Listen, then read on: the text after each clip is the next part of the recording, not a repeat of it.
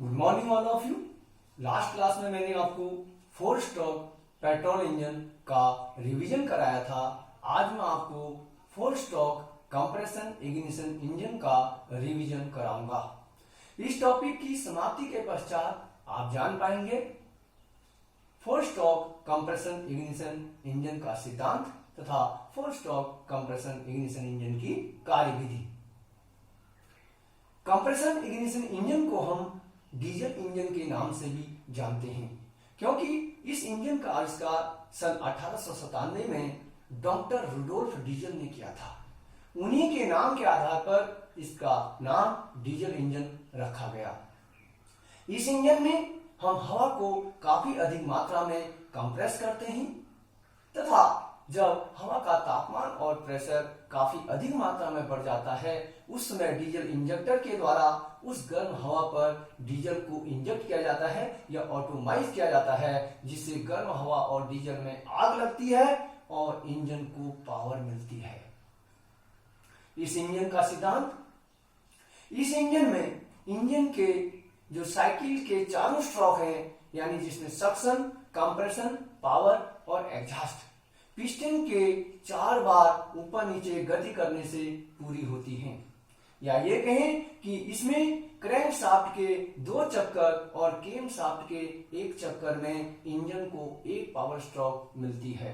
या ये कहें कि इस इंजन में क्रैंक शाफ्ट के 720 डिग्री और केम शाफ्ट के 360 डिग्री में इंजन को 1 पावर स्ट्रोक मिलती है। देखते हैं इस इंजन की कार्यविधि। यह आपको 4 स्ट्रोक कंप्रेशन इग्निशन इंजन की एक साइकिल दिखाई गई है। पहला स्ट्रोक होता है इसमें सक्शन स्ट्रोक या induction stroke. 4 stroke petrol engine में हमने देखा था कि चार्ज को आग लगाने के लिए हम एक स्पार्क प्लग का प्रयोग करते थे, लेकिन यहां पर स्पार्क प्लग की जगह एक इंजेक्टर का प्रयोग किया गया है, यानी आग लगाने के लिए कोई साधन यहां पर नहीं है।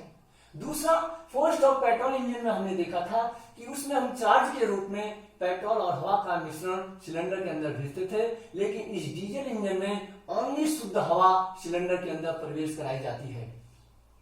तो देखते हैं सबसे पहले सक्शन स्ट्रोक।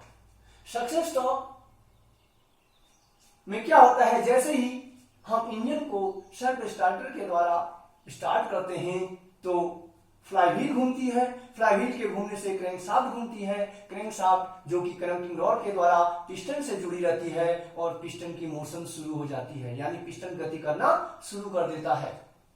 सक्शन स्ट्रोक में पिस्टन टीडीसी से बीडीसी की ओर प्रस्थान करता है। इनलेट वाल्व खुलता है और जब पिस्टन टीडीसी से बीडीसी की ओर आता है तो सिलेंडर के अंदर एक सक्शन क्रिएट होता है, जिसको हम चूस बोलते हैं, और फ्रेश चार्ज यानी ओनली एयर सिलेंडर के अंदर प्रवेश कर जाती है। पिस्टन बीडीसी में पहुंचता है और इनलेट वाल्व बंद हो जाता है। इंजन यानी क्रैंकशाफ्ट घूम ही नहीं है। कंप्रेशन स्ट्रोक, पिस्टन पुनः बीडीसी से टीडीसी की ओर प्रस्थान करता है। इस समय दोनों वाल्व बंद रहते हैं और सिलेंडर के अंदर जो आई हुई हवा है वो कंप्रेस होनी शुरू हो जाती है। कंप्रेशन स्ट्रोक के अंत तक उस हवा का टेम्परेचर और प्रेशर काफी अधिक मात्रा में इंक्रीज हो जाता है। अगर प्रेशर की बात कहें तो लगभग 450 से 650 psi यानी पाउंड पर स्क्वायर इंच, और टेम्परेचर लगभग 650 से 750 डिग्री सेंटीग्रेड के आसपास पहुंच जाता है। पिस्टन ऊपर को जा ही रहा होता है कि क्या होता है, जो ये डीजल इंजेक्टर है इसके द्वारा उस गर्म हवा पर डीजल इंजेक्ट किया जाता है या ऑटोमाइज किया जाता है। इसलिए हम यहां पर इसको इंजेक्शन या फायरिंग स्ट्रोक भी कहते हैं, क्योंकि डीजल इंजेक्टर के द्वारा डीजल को इंजेक्शन की तरह इंजेक्ट किया जाता है। ये जो स्ट्रोक यहां पर होता है इंजेक्शन या फायरिंग स्ट्रोक हम इसको कहते हैं। अब यहां पर क्या होता है, जैसे इंजेक्टर डीजल इंजेक्ट करता है, गर्म हवा और डीजल में आग लगती है। आग लगने से क्या होता है, गैसें एक्सपेंड होती हैं और पिस्टन को नीचे की ओर धकेलना शुरू करती हैं। पावर स्ट्रोक, जब गैसें पिस्टन के ऊपर दबाव डालती हैं तो पिस्टन पुनः टीडीसी से बीडीसी की ओर प्रस्थान करता है। यहां पर कंबसन गैसों का तापमान काफी अधिक हाई होता है और प्रेशर भी काफी अधिक होता है। जैसे ही पिस्टन टीडीसी से बीडीसी की ओर चलना शुरू करता है तो यहाँ पर जो ये जली गैसें हैं इनको अधिक स्थान मिल जाता है, जिससे उसका टेम्परेचर और प्रेशर कम होना शुरू हो जाता है। अब पिस्टन के नीचे आने से क्रैंकिंग रॉड के द्वारा क्रैंकशाफ्ट घूमनी शुरू हो जाती है, यानी इंजन को पावर मिल जाती है और हम क्या करते हैं, जो सेल्फ स्टार्टर का स्विच है उसको ऑफ कर देते हैं। पिस्टन बीडीसी पर पहुंचता है। नेक्स्ट है एग्जॉस्ट स्ट्रोक। इस समय क्या होता है, इनलेट वाल्व बंद रहता है लेकिन एग्जॉस्ट वाल्व खुल जाता है। पिस्टन पुनः बीडीसी से टीडीसी की ओर प्रस्थान करता है और जो सिलेंडर के अंदर जली गैसें हैं पिस्टन जो है उनको हटाना शुरू कर देता है। हटाने का मतलब उनके ऊपर जब दबाव डालता है तो ये जली गैसें जो हैं एग्जॉस्ट वाल्व से होते हुए एग्जॉस्ट मैनिफोल्ड और साइलेंसर से बाहर निकाल दी जाती है।